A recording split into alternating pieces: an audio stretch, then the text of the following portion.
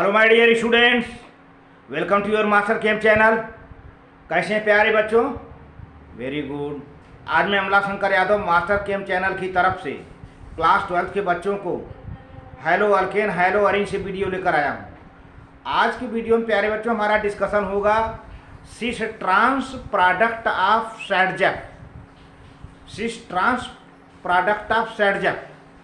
सैडजेक rule के हिसाब से सिस ट्रांस जो आइसोमर बनते हैं उसके बारे में स्टडी होगी, और ये भी स्टडी होगा कि ट्रांस आइसोमर ज़्यादा स्टेबल होता है। इसी के साथ साथ ये भी हम रिएक्शन बताएंगे कि आर्डर ऑफ डिहाइड्रोहाइलोजिनेशन कितना है प्यारे बच्चों। यानी यूँ जान लीजिए कि जिस अल्किल हैलाइड में नंबर ऑफ बीटा कार्बन या बीटा हाइड्रोजन जैसे जैसे बढ़ते जाएंगे वैसे वैसे उतनी आसानी से डिहाइड्रोहाइलोजिनेशन हो जाएगा। यानी जिस अल्किल हैलाइड में बीटा कार्बन या बीटा हाइड्रोजन कम होगा उसका डिहाइड्रोहाइलोजिनेशन उतना फास्ट नहीं होगा। जिसमें जितना अधिक बीटा कार्बन होगा, बीटा हाइड्रोजन होगा, उसका डिहाइड्रोहाइलोजिनेशन उतनी आसानी से हो जाएगा और फास्ट होगा। इसी के बारे में मेरा आज का डिस्कशन है प्यारे बच्चों, और ये बहुत इम्पॉर्टेंट रिएक्शन है, बोर्ड के एग्जामिनेशन में भी आता है। इसको बीटा डिहाइड्रोहाइलोजिनेशन के नाम से भी जानते हैं। तो चलते हैं देखते हैं। हाँ तो प्यारे बच्चों, cis trans isomerisms of Saytzeff product देखिए क्या होता है। If the substituted alkene formed during Saytzeff elimination is capable of showing cis trans isomerism. तो सैडजेक एलिमिनेशन से एल्कीन तो बनता ही है। अब यह एल्कीन सिस टाइप का है कि ट्रांस टाइप का है या कोई अन्य एल्कीन है, तो इसमें देखा जाता है ये कि जो trans alkene being more stable, जो ट्रांस अल्कीन होता है वो ज़्यादा स्टेबल होता है, is always formed as a major product. तो ट्रांस अल्कीन जो है सबसे मेजर प्रोडक्ट होता है, ज़्यादा स्टेबल होता है। यहाँ पर एक डिहाइड्रोहाइलोजिनेशन मैं दिखा रहा हूँ। देखिए प्यारे बच्चों, ये है CH3 CH CH2 CH3, यानी 2 ब्रोमो 1 2 3 4 2 ब्रोमो ब्यूटेन है।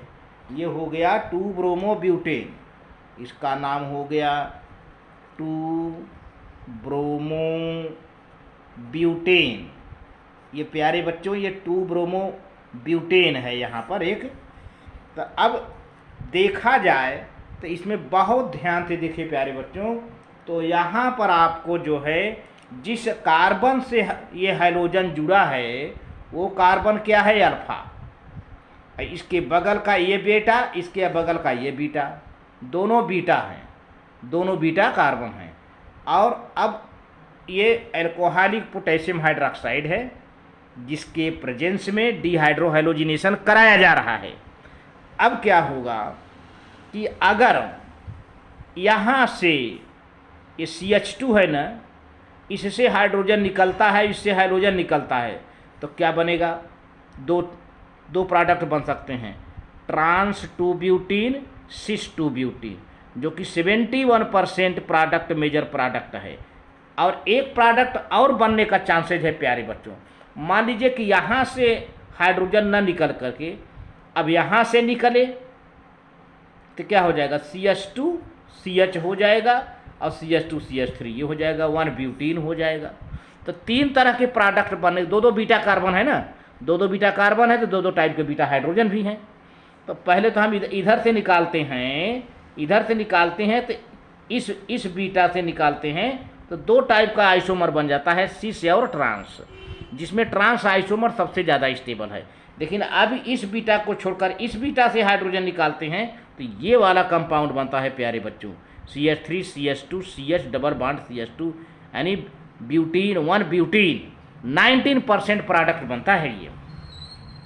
तो जो भी हो, देखने में है कि ट्रांस ब्यूटीन सबसे ज़्यादा स्टेबल है और मेजर प्रोडक्ट के रूप में है। अब ईज ऑफ डिहाइड्रोहाइलोजिनेशन, यानी ईज कितनी आसानी से, कितनी इजीली डिहाइड्रोहाइलोजिनेशन हो जाता है। तो मैं बता दूं, पहले भी बताया था कि जिस अल्किल हैलाइड में जितना अधिक बीटा हाइड्रोजन होगा उतना अधिक फास्ट उसका डिहाइड्रोहाइलोजिनेशन हो जाएगा। तो अब देखिए यहाँ पर 3 कैटेगरी है, पहले में 1 बीटा हाइड्रोजन, दूसरे में 2 बीटा हाइड्रोजन, तीसरे में 3 बीटा हाइड्रोजन। तो तीसरा रिएक्शन सबसे फास्ट होगा और बहुत ही आसानी से हो जाएगा। तो हम एक एक रिएक्शन समझाते हैं, पहले इसको देख लीजिए। In the light of Sherjeff rule, an alkyl halide that gives a more stable, more highly substituted alkene must undergo dehydrohalogenation faster than one of which give a less stable, less highly substituted alkene। तो जिसमें जितना beta hydrogen होगा उतना अधिक मोर easily substituted product देगा और ज़्यादा stable होगा।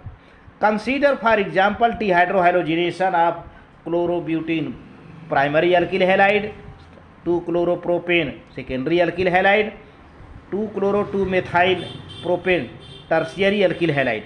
3 तरह के हैं। अब देखिए यहाँ पर ये है, ये क्लोरोएथेन है, ये 1 डिग्री है ना, ये प्राइमरी अल्किल हैलाइड है, ये अल्फा कार्बन है, ये बीटा कार्बन है। तो अल्फा से तो हाइड्रोजन निकल जाएगा क्लोरीन, बीटा से हाइड्रोजन HCl निकल गया CH2। तो ये कम स्टेबल होता है। Unsubstituted alkene least stable and least easily formed, बहुत कठिनाई से बनता है, आसानी से नहीं बनता, क्योंकि इसमें एक ही बीटा कार्बन है, एक ही बीटा हाइड्रोजन है। अगला देखते हैं कि इसमें देखिए CH3 CH3 CHCl है। तो अब देखा जाए कि ये तो अल्फा कार्बन हो गया, लेकिन ये बीटा कार्बन और ये बीटा कार्बन, दो बीटा कार्बन है, दो बीटा कार्बन के साथ बीटा हाइड्रोजन भी हैं। तो अब देखिए प्यारे बच्चों, यहाँ पर क्या होगा कि इस बीटा से एक हाइड्रोजन निकल जाएगा, इससे एक हाइड्रोजन, तो CH3 CH2 और डबल बॉन्ड CH, देख रहे हैं ना, ये CH3 CH double bond CH2 निकल गया। तो थोड़ा सा ये मोनो सब्स्टिट्यूटेड अल्कीन है और मोर स्टेबल है दैन प्राइमरी और मोर इजली फॉर्म्ड, और बड़ी आसानी से बन जाता है क्योंकि इसमें 2 बीटा हाइड्रोजन हैं। अब यहाँ पे देखिए प्यारे बच्चों, 2-क्लोरो-2-मेथाइल प्रोपेन है। यहाँ पे देखा जाए ये कार्बन है और इसके ऊपर एक मिथाइल ग्रुप है, इधर भी मिथाइल ग्रुप है, इधर भी मिथाइल ग्रुप है। तो ये बीटा कार्बन, ये बीटा कार्बन, ये बीटा कार्बन, 3 बीटा कार्बन है और इससे ये अल्फा कार्बन है, हाइड्रोजन जुड़ा है। तो इस अल्फा कार्बन से तो हाइड्रोजन निकल ही जाएगा, और एक जो है यहाँ से एक बीटा कार्बन से किसी एक बीटा कार्बन से हाइड्रोजन निकल जाएगा। तो क्या हो जाएगा, CH3 और CH3 double bond CH2, 2-मेथाइल propene बन जाएगा। और di substituted alkene most stable and most easily form, काफ़ी स्टेबल है और बड़ी आसानी से बन जाता है, फास्ट रिएक्शन भी है।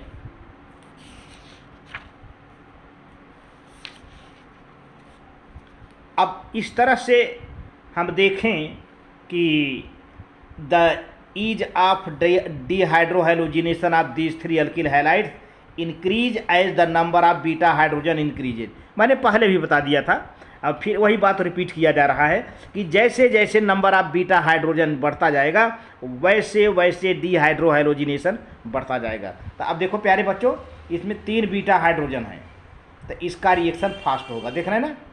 और इसमें 2 ठे हैं, ये है, तो इसका रिएक्शन थोड़ा सा स्लो हो जाएगा। और इसमें एक ही बीटा हाइड्रोजन है, तो इसका रिएक्शन बहुत काफ़ी स्लो होगा। तो ये 3 डिग्री अल्किल हैलाइड है, ये 2 डिग्री अल्किल हैलाइड है और ये 1 डिग्री अल्किल हैलाइड है। तो देखा जाए in general the ease of dehydrogenation, अब डिहाइड्रोजिनेशन की बात किया जाए, डिहाइड्रोहाइलोजिनेशन नहीं, dehydrogenation of different alkyl halides having the same halogen decreases in order। देखिए टर्शियरी अल्किल हैलाइड का फास्ट होगा, सेकेंडरी का और थोड़ा स्लो हो जाएगा, टर्शियरी का काफ़ी स्लो हो जाएगा। इस तरह से है।